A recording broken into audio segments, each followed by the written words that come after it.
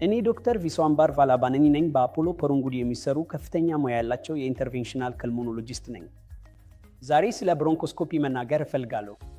ብሮንኮስኮፒ እንደ ስሙ ያሳያል፣ ብሮንኩስም ማየት ማለት ነው። ስኮፒ የተባለው ሂደቱን የሚወክል ሲሆን ብሮንኩስ ደግሞ የአየር መንገድ የሚያመራው ዛፍ ነው።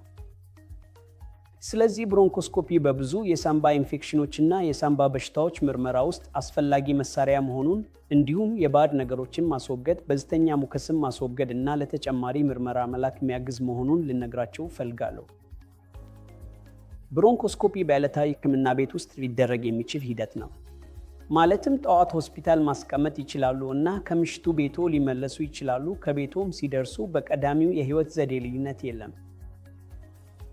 ስለዚህ ከተገባው ክፍል ለምሳሌ ከአናስቴዣ ክፍል ፈቃድ እንደምትያዙ እንድታውቁ እንፈልጋለን፣ ምክንያቱም ብሮንኮስኮፒ ሲደርግሎ ቀላል ማስታገሻ እንሰጥዎታለን።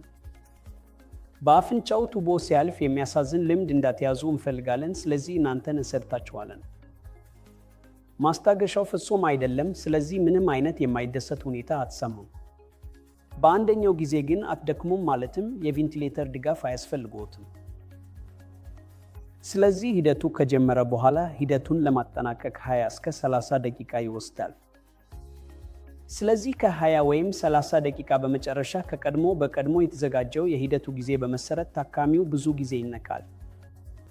ይህም ማለት በ20ኛው ወይም 30ኛው ደቂቃ መጨረሻ ታካሚው ይነቃል ማለት ነው።